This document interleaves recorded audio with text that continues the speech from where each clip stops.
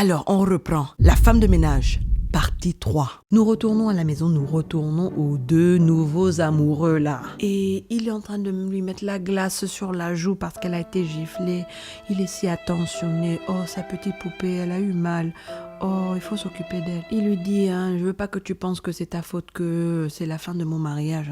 La couleur s'annonçait déjà. Et la petite, non, t'inquiète, je vais appeler mes avocats là. Je vais faire en sorte qu'elle revienne ici et qu'elle soit saine et sauf à la maison avec moi. Ok, moi je dois trouver un autre emploi maintenant parce que j'ai des conditions à respecter là pour ne pas aller en prison. Quelles conditions de quoi? Non, ma belle. Tu es trop fraîche pour aller travailler ailleurs. Tu vas rester ici, je vais m'occuper de toi, t'inquiète. Et c'est là que le petit montage de bonheur commence là. Les deux commencent à faire les choses du corps. Le langage du corps se parle avec une petite musique, bien sûr.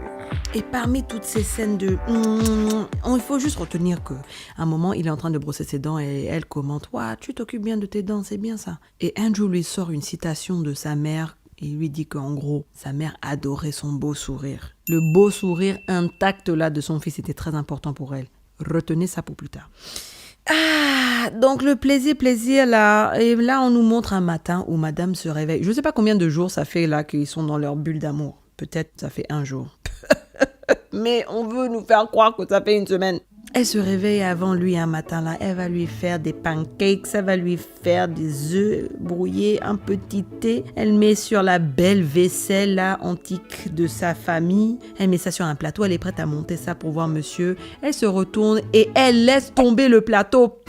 Franchement, c'était pas si dramatique que ça. Mais ils ont cassé cette assiette-là en 1001 morceaux comme si elle avait jeté ça d'un balcon de 50 étages. L'objet là n'est que tombé ne serait-ce que quelques mètres. Il y aurait peut-être juste une petite fissure.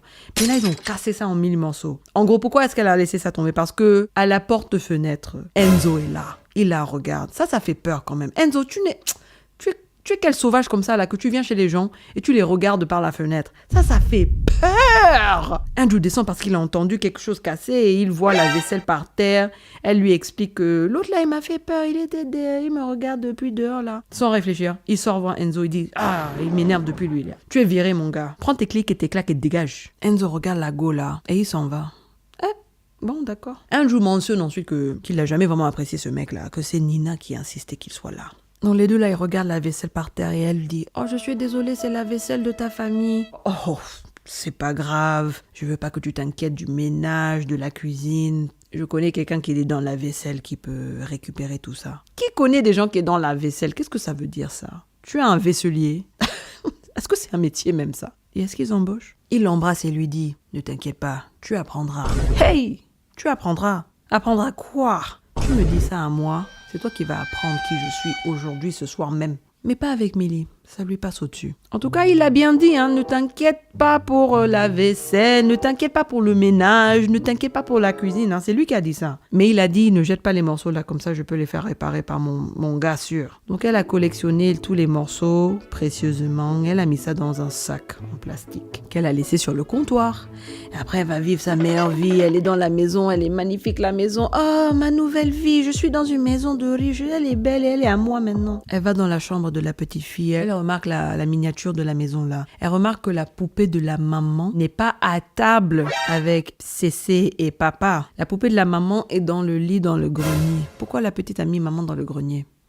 Encore une fois, le film là essaie vraiment de nous expliquer. Réfléchissez, non? Andrew revient le soir là et il trouve la vaisselle là dans le sac en plastique sur le comptoir. La vaisselle qui n'a même pas été lavée. Je voulais pas me couper les doigts, c'est pour ça que je les ai pas lavés. Normalement, il n'y a pas de problème, c'est lui qui a bien dit que ne t'inquiète pour le ménage. Et il regarde la vaisselle et plutôt que de manger le plat, là, le repas qu'il avait ramené pour qu'ils dînent ensemble, il lui dit « Tu veux pas qu'on monte un peu plus tôt, on s'amuse un peu avant de dîner, quoi. » Il prend une bouteille de champagne, il prend sa go là comme si c'était un sac de patates. Il monte avec elle et il va au grenier. Elle dit « Ah bon, tu veux qu'on fasse ça ici, là ?» Il lui sert un petit verre et commence à encore agressivement là, lui toucher le visage et la poser là sur le lit. « Hey, pardon !» L'homme là, il a les mains sauvages. Pas pour moi ça. Ensuite, j'imagine qu'après les acrobaties du corps, madame s'est endormie. Et elle se réveille. Dans la chambre, on est toujours dans le grenier. Mais le matelas n'a plus de drap et la chambre est vide et la porte est bloquée. Elle commence à cogner sur la porte. Elle lui dit « Andrew, viens m'aider là. La porte là, elle est encore coincée. Andrew, tu es où ?» Et lui dit « Je vais ouvrir la porte, mais pas encore. Il faut que tu apprennes des leçons d'abord. » Oh! Et il s'en va. Et là, elle commence à comprendre que il fallait qu'elle utilise la petite cervelle là que le bon Dieu lui a donnée. Hein? Et maintenant, le film retourne à la scène où Nina est dans la voiture là, elle est au point de partir et elle est en train de crier là dans ses mains. Et on se rend compte qu'elle n'est pas en train de pleurer, elle est en train de rire. What? Et on retrouve Nina dans une chambre, je sais pas où elle est, mais elle est heureuse, elle joue une de mes chansons préférées là de Kelly Clarkson, Since You've Been Gone. Elle est en train de sauter là dans sa culotte, elle est en culotte, elle est libre, elle est en train de dire injure, Andrew. Je me suis censurée. Et elle est heureuse d'être libre de ce gars. Et c'est là que, si tu n'avais pas compris, j'espère que tu comprends maintenant que, waouh, le film nous l'a joué à l'envers depuis le début. Elle est en train de fumer dans la salle de bain. C'est pas bien de fumer, il faut pas fumer les enfants. Elle est en train de brûler la photo du gars. Et là, on se retrouve encore avec une voix off, comme ils disent. Et on entend le texte qu'elle a écrit dans une lettre pour sa fille, si un jour Nina n'est plus là, ou pour ses 18 ans. Et elle commence par dire « Mon bébé Cécé, je voulais que tu saches que ta mère est une idiote. Point. » C'est bien.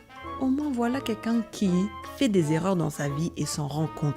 Ce qui me fatigue dans les films, c'est quand les gens ils font des bêtises et ils ne savent pas l'admettre. Elle a dit « J'étais idiote ». Et elle va nous expliquer pourquoi elle dit ça. Elle mentionne dans la lettre qu'elle a bel et bien perdu ses parents quand elle était jeune et qu'elle ne les a pas chop comme Andrew aime bien sous-entendre. Elle aimait ses parents et elle s'est retrouvée dans les foyers d'accueil en gros. Donc elle a grandi avec beaucoup d'insécurité, beaucoup de peur et de crainte. Normal dans une situation pareille. Donc c'était une femme fragile, mais elle s'est battue, elle est allée à l'école, elle a commis une erreur, elle est tombée pour le professeur d'école. Bon, parfois il y a des gens comme ça, on ne devrait pas, mais la tentation est trop forte. Et elle s'est retrouvée enceinte de Cécé. Et la vie n'est pas facile pour une jeune maman, surtout quand l'homme là ne veut même pas reconnaître son enfant et qu'il te traite comme une erreur qu'il veut effacer. Après, peut-être que ce n'était pas prévu qu'elle ait un enfant, mais c'est devenu une des joies de sa vie d'avoir cette petite fille au final. Donc, erreur, pas erreur, c'est juste un fait de la vie. C'est comme ça. En tout cas, elle avait un enfant entre les mains. Elle n'a pas de famille, vu qu'elle est orpheline. Et je ne sais pas si elle a été adoptée. Finalement, on dirait que non. Donc, elle ne pouvait pas continuer ses études parce que j'imagine question de temps et d'argent. Qui va garder l'enfant? Elle n'a pas terminé ses études de droit. Elle avait plutôt besoin de faire de l'argent. Elle a trouvé un travail de secrétaire dans un cabinet de droit. Et c'est là que elle rentre dans une salle de réunion pour déposer des fichiers. Elle avait son chemisier un peu mouillé parce que voilà. Et cet homme-là, éduqué dans les mauvais domaines, là, il connaît le droit mais il connaît pas la vie, imbécile. Lui a fait une remarque. Comme si... oui, ça arrive, c'est une femme qui a donné vie à un enfant. Toi, tu as fait quoi de ta vie?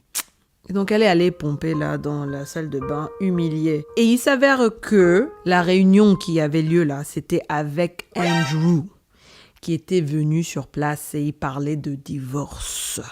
Yes, Andrew était en train de se divorcer. Andrew, il a vu la poitrine là, la poitrine dégoulinante. Il a dit, voilà la mère de mes enfants. Moi qui cherche à avoir des enfants là, elle a les organes fertiles. Donne-moi ça. Donc, il est allé l'interpeller après qu'elle sorte là et lui a demandé, je suis désolée pour mon avocat. C'est un imbécile, mais ça fait de lui un bon avocat. J'aimerais bien t'inviter à dîner, mademoiselle. Et donc, elle tombe sous le charme et ils sont allés au restaurant là. Il me semble que c'est le même restaurant où il était avec Millie même, à New York. En tout cas, il nous montre pendant le dîner, il mentionne « si tu veux, on peut aller au parc, on peut aller se balader. Ma mère, elle adore les enfants, elle peut garder ta petite fille. » Donc, il est en train de montrer que c'est un homme qui est ouvert à sa petite fille. Et vous savez que, en tant que femme célibataire et enfantée, c'est pas facile de trouver un homme aussi ouvert comme ça là. En plus, elle a dit, il a un beau sourire, il a de l'argent, il est grand de taille. Il a tous ses cheveux sur sa tête. C'est la perle rare. Ça lui a pris 6 jours pour coucher avec elle et 6 semaines pour la demander en mariage. Il aurait pu faire la demande le soir même du premier dîner. Elle aurait dit oui. Parce que qui peut résister à un chevalier comme ça qui vient te sauver de ta misère? Je comprends. Ça brille. Mais tout ce qui brille n'est pas de l'or, madame. Elle savait qu'il était fiancé à une autre femme, mais cette femme-là l'a quitté. Voilà, elle n'a pas cherché à savoir plus que ça. Elle s'est juste dit, bon, qui va à la chasse perd sa place, d'accord? C'est ma place maintenant. Et donc, elle aménage chez lui, là, dans le château. Et lui, il lâche un commentaire un jour, là. On dirait anodin, mais moi, j'aurais déjà réagi à ce commentaire. Comme il est grand, là, il voit au-dessus de sa tête et il voit que elle a teint ses cheveux en blond et les racines commencent à se révéler, quoi. Ses cheveux ont poussé. Et donc, il lui fait une remarque en mode « Oh, tes racines commencent à être visibles. Oh, ne t'inquiète pas, chérie, j'ai déjà rendez-vous chez le coiffeur aujourd'hui. Ah, il est rassuré, c'est bien, tout va bien. » Le soir même, madame rentre tard, déjà de 1. Elle rentre tard, mais pas les mains vides. Elle a ramené à manger quand même. Et son préféré du restaurant thaï qu'il aime bien. Ça, c'est une bonne femme. Il l'embrasse et tout. Étant grand comme il est, il remarque encore que ses racines n'ont pas encore été colorées. Elle lui dit « Oh, je n'ai pas eu le temps entre les activités et les engagements que j'avais aujourd'hui. Voilà, j'irai une autre fois. » Il lui dit d'accord. Bon, avant de manger, tu veux pas monter voir un truc avec moi vite fait? Et il l'emmène au grenier. Quand elle est dans la chambre et elle cherche, il vient derrière elle et il ferme la porte. Double clé. Plat. Et il lui dit d'une voix calme, tu m'as déçu. Les cheveux sont un privilège. Il faut s'en occuper. Lui et ses privilèges-là. Bien sûr, ça doit être un truc que sa mère lui disait quand il était jeune, vu comment elle est Ice Queen, la reine des neiges. Et il lui dit, est-ce que tu sais la honte que ça me fout d'avoir ma femme là qui court à droite à gauche dans le village avec des racines visibles? Waouh! Alors il faut que tu apprennes à travers les conséquences de tes actes. Il lui glisse une enveloppe sous la porte et il lui dit « Je veux que tu mettes dans cette enveloppe 100, 100 exactement, cheveux de ta tête avec la follicule, je pense qu'on appelle ça. La partie qui fait pousser les cheveux là, je ne sais pas comment on appelle ça, la follicule. Oui, voilà. Vous avez compris, non? Et je veux que ça soit bien visible. Tu mets ça dans l'enveloppe et après on pourra parler de ta liberté. Donc c'est même pas garanti, hein. Il a dit, je veux que tu fasses ça d'abord et après on va voir. Elle est en train de cogner sur la porte. Elle n'y croit pas. Comment est-ce qu'on peut croire qu'un homme peut être comme ça? Un psychopathe. Et il a l'audace de lui dire, je suis désolé et je t'aime. Quoi? Je me demande vraiment c'est quel type de maladie mentale ça. Est-ce que c'est un pervers narcissique sadique? Est-ce que c'est psychopathe? Si vous savez, laissez-moi savoir dans le commentaire. Et le gars ne blaguait pas, hein. Il est vraiment parti, il a laissé là dans le grenier pendant des jours, avec 3 petites bouteilles d'eau dans le mini-frigo et un seau pour faire ses besoins. Dans une chambre fermée, sans fenêtre ouverte. Donc vous pouvez imaginer que les circonstances sont très prisonnesques. Après avoir encaissé la faim et le désespoir pendant quelques jours, elle a commencé à tirer ses cheveux là. Point 1, point 2, point 50, point 52, point 53, point 95, point 96, point 100. Et le gars revient et vous savez ce qu'il dit. Ce qu'il ose dire avec sa bouche là, que un des cheveux là, le cheveu numéro 100 était coupé. Il était cassé. Donc elle doit recommencer. Une autre centaine. Je ne sais même pas combien de cheveux on a sur la tête. J'imaginais qu'on n'en a pas plus de 500. Mais peut-être que je me trompe. Vous me direz dans les commentaires. Honnêtement, s'il fallait choisir entre la mort et mes cheveux, je ne sais pas ce que je ferais. Je ne sais vraiment pas. Elle a recommencé. Désespoir. Et là, il est revenu un jour, un matin comme ça. Il a ouvert la porte. Lui a donné de l'eau. Il lui a donné de l'eau, j'ai dit. Hein. Et elle sort en courant de la chambre pour aller voir sa fille, son bébé. Elle la retrouve. La petite est en train de jouer et tout. La petite a peut-être 2 ans, je ne sais pas quel âge elle a. Elle la retrouve, mais après, elle se sent pas très bien. Elle a la nausée. La pièce, elle tourne et elle s'allonge. Bah, elle perd conscience. Qu'est-ce qu'il y avait dans la bouteille là? C'est ça la question. Quand elle se réveille et elle entend l'eau couler, elle va dans la salle de bain et elle retrouve sa petite fille allongée dans la baignoire. Et au moment où elle sort la petite de la baignoire, la police arrive derrière elle. Donc, ils voient la scène d'une femme qui est en train de mettre son bébé dans la baignoire, quoi. Panique à bord. Donc, les ambulanciers, ils prennent la petite fille. C'est la scène là dont on nous avait parlé tout à l'heure. Andrew a dû appeler la police en mode « Ah, je n'arrive pas à joindre ma femme. Elle est toute seule à la maison avec le bébé. Elle n'était pas bien ces derniers jours. Est-ce que vous pouvez aller voir si elle va bien ?» Qu'est-ce qu'elle va dire à la police?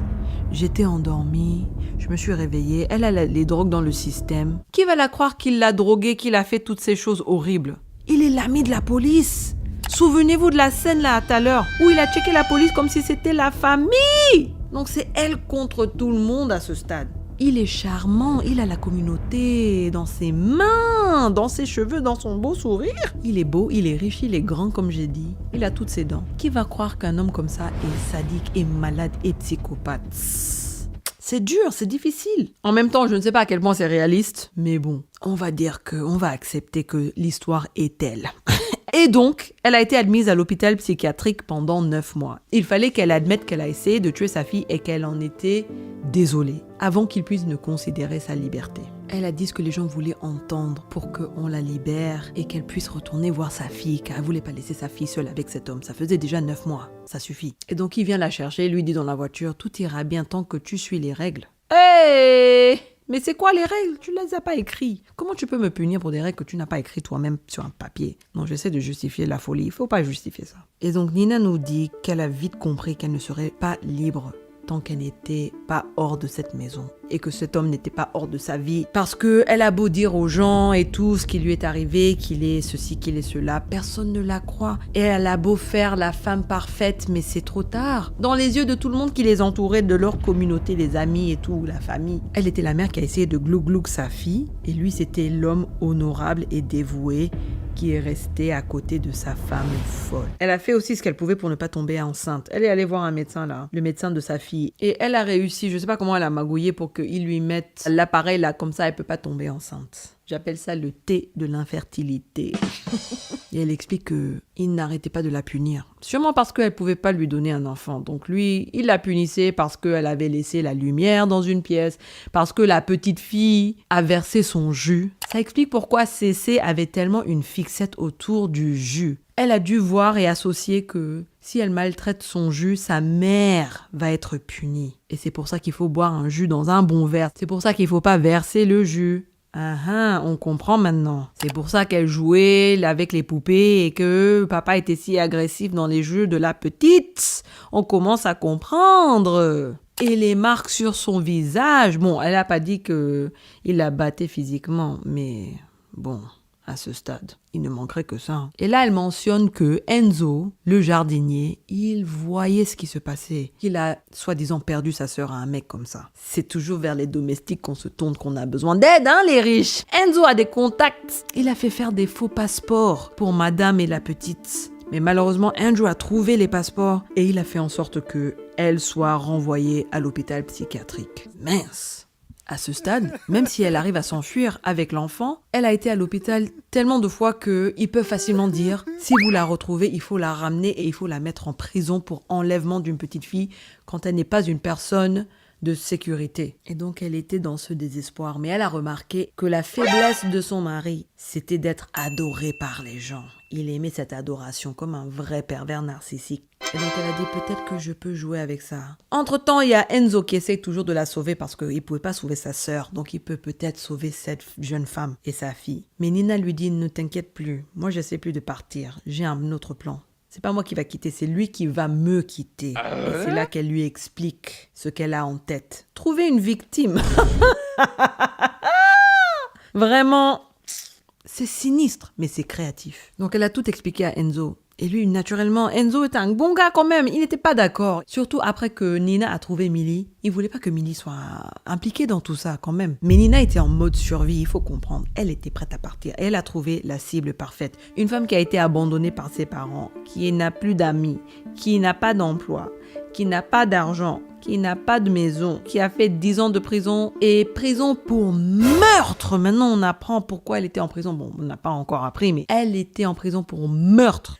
La personne parfaite pour la remplacer. Une meurtrière. Elle s'est dit, la Gola, elle peut se défendre. Et donc maintenant, on revient à la scène là, parce que je sais pas si vous avez oublié, mais Millie, notre chère Millie là, elle est enfermée dans la chambre parce qu'elle a fait tomber de la vaisselle. Oui, ça fait longtemps, j'ai bien parlé entre-temps. Mais il fallait raconter l'histoire de Nina. C'est pour ça qu'on a pris une pause. Et donc, il l'a enfermé et Andrew lui dit, donc non seulement tu as cassé la vaisselle de mes ancêtres, les assiettes là sont précieuses, plus précieuses que toi, que ma grand-mère. Elle a ramené ça de Londres. Les assiettes là, elles ont vu mes mères, mes grand-mères et tout, elles ont bien vécu, elles ont même pas été gratinées. Et toi, tu arrives comme ça et toi, tu laisses ça tomber, tu casses ça du premier coup. Non seulement tu les as cassées, tu les as même pas lavées. La vaisselle, c'est un privilège. Il faut que tu apprennes. Lui, là, ses paroles préférées. Donc, il lui dit, comme tu as cassé cette vaisselle-là, cette assiette en 21 morceaux, je te donne un morceau de porcelaine et je veux que tu graves 21 lignes sur ton ventre pour les 21 morceaux de vaisselle-là. Et après, on pourra parler de ta liberté. Hein? C'est quoi ça? C'est une blague? C'est quoi ces manières? On a encore la voix off de Millie qui nous raconte son histoire. Que Andrew, au fait, c'est pas le premier mec qu'elle a rencontré comme ça. Et ça, c'était à l'école. Et voilà la fin de partie 3. Bon, passons à la suite. Et oh my god, tu ne vas pas vouloir rater ça. Avant de continuer l'aventure, n'oubliez pas de liker et vous abonner Et on se revoit tout de suite. Bye!